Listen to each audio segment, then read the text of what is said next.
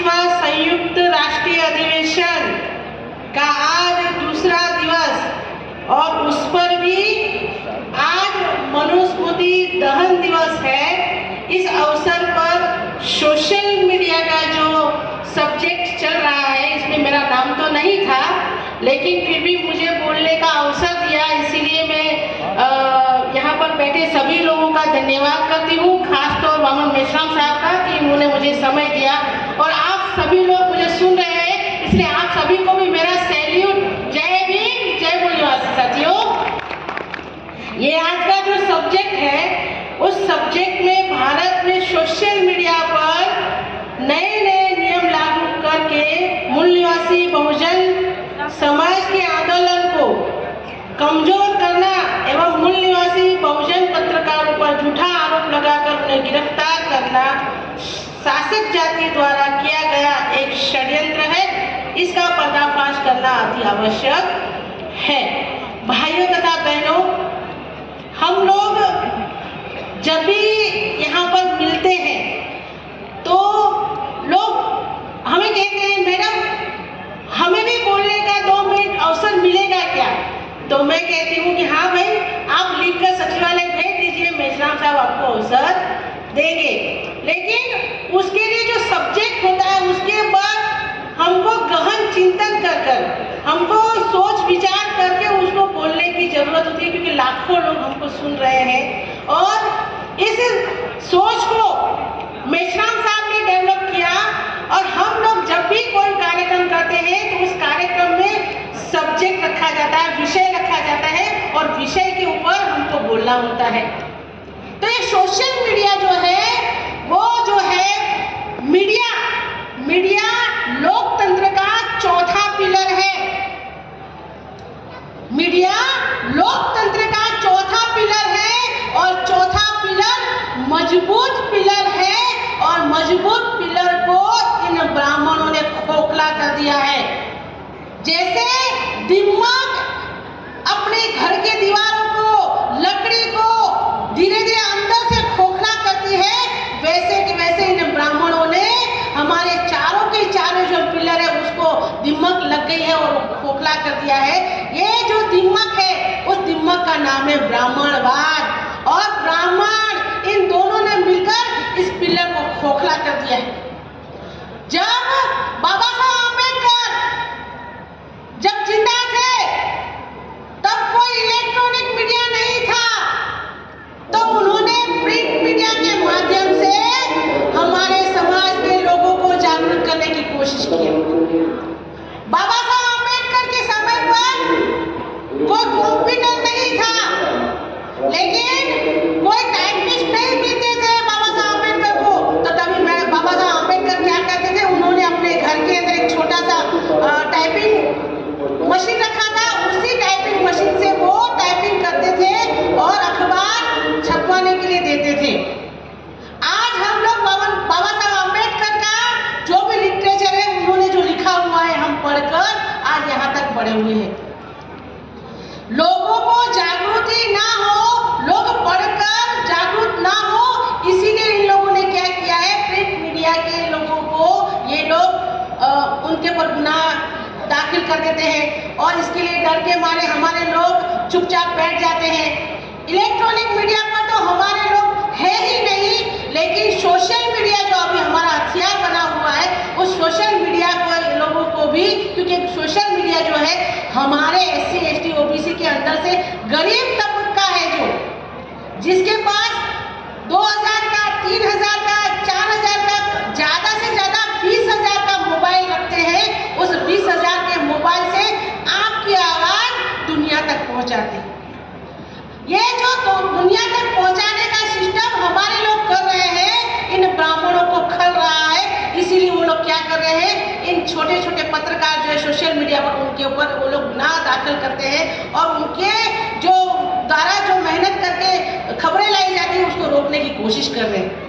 तो जिस तरह से शरद मौर्य जी ने कहा कि हमारा भी संगठन होना चाहिए, तो हमें भी संगठित होकर सभी पत्रकारों को, छोटे से छोटा और बड़े से बड़े पत्रकारों को एक मंच पर आकर हमारे आंदोलन को मजबूत करना होगा, तब जाकर हमारी आवाज दुनिया तक पहुंचेगी।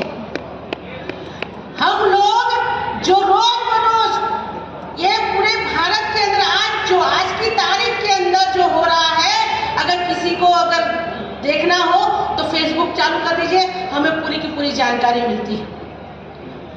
हमें मणिपुर की घटना किसी को भी मालूम नहीं पड़ती अगर सोशल मीडिया नहीं होता।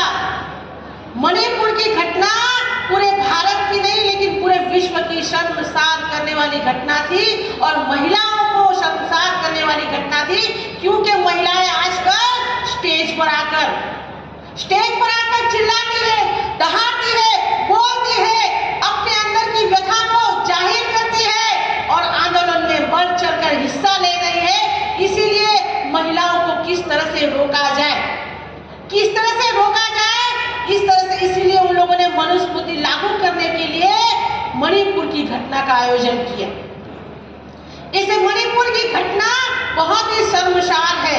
मैं ज्यादा मणिपुर की घटना के लिए बोलने के लिए यहाँ पर नहीं आई हूँ, लेकिन मीडिया के बारे में मुझे बोलने के लिए कहा गया है, तो मैं भी नायक वन नाम का एक यूट्यूब चैनल चलाती हूँ। लोग कहते हैं कि महिला कुछ नहीं कर सकती, महिला बहुत कुछ कर सकती है। महिला चाहे तो सत्ता पर बिठा सकती है, महिला चाहे तो सत्ता से उठाकर फेंक भी सकती है। मोदी और मोदी मीडिया को कहना चाहती हूँ, इतना अभिमान अच्छा नहीं है। हम लोग तुमको, अगर आप सोचते हो कि हम लोग तुमको सत्ता पर से हटा नहीं सकते, लेकिन हमारी महिलाओं में इतनी ताकत है, तुम्हारी कुर्सी को हिला तो सकते हैं ना। हम लोग तुम्हारी कुर्सी को हिला भी देंगे और तुम्हें सत्ता से हटा भी देने वाले हैं। इसीलिए मैं सभी मूल्यवादी महिलाओं को कहना चाहती हूँ, जितने भी सोशल नेटवर्किंग के, जितने भी सोशल मीडिया के प्लेटफॉर्म है, उस प्लेटफॉर्म का आप लोग उपयोग करिए, उस प्लेटफॉर्म का आप लोग उपयोग कीजिए। जैसे फेसबुक है, इंस्टाग्राम है, टेलीग्राम है, व्हाट्सएप है, यूट्यूब है, ब्लॉगर है। उस ब्लॉग में लिखिए, मैं भी ब्लॉग लिखती हूँ, मैं भी ब्लॉग लिखती हूँ। उसके अंदर 300 से 400 मैंने अभी तक पोस्ट किया।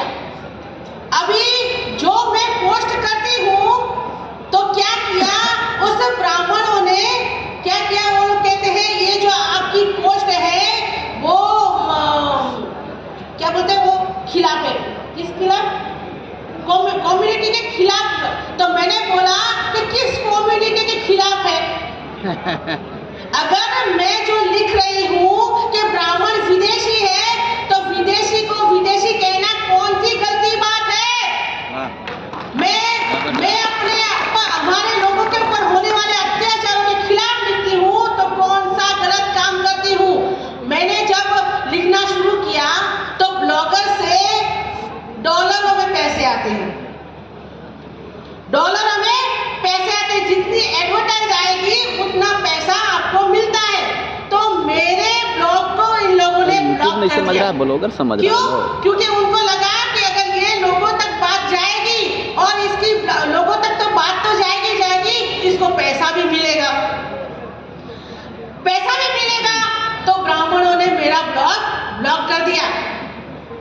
जैसे ही ब्लॉक कर दिया, मैंने शरद मौर्य जी को, राहुल बोर्डे को, प्रशांत अंबानी जी को और राजा चौरे को, अपने चरणजीत भैया को, सबको बोला, भाई देखो ना, इतने सारा ब्लॉग लिखा हुआ है, फिर भी ये लोग मेरा क्यों डिलीट कर रहे हैं, ब्लॉग को क्यों ब्लॉक कर रहे हैं? तो उन्होंने कहा, मैडम ये जो इनकी जो पॉलिसी है उसमें आपकी गाइडलाइन में आपका जो लिखा हुआ है कंटेंट नहीं आ रहा है, आपको 400 की 400 पोस्ट को डिलीट कर दो और फिर से लिखना शुरू करो। मैंने अपनी हार नहीं मानी, एक भी पोस्ट को डिलीट नहीं किया और 4 से 5 दिन पहले मुझे मेरा ब्लॉग लिखने की परमिशन मिल गई। मुझे मेरे लोगों तक आवाज पहुंचाने की परमिशन मिल गई है। भाइयों, कभी भी हार मत मानो। जितना आपको रोकने की कोशिश करे उतना ज्यादा धक्के से आगे निकलो। कोई आपको रोकता है तो सबसे पहले उनको धक्का मारो और धक्का मार के आप आगे निकलो। भले आपको खरोच आएगी, आपका शरीर लहू आएगा, लहू आए तो भी रुकना नहीं है। खास तौर पे महिलाओं को कहना चाहती हूँ, जो बेरोजगार है, घर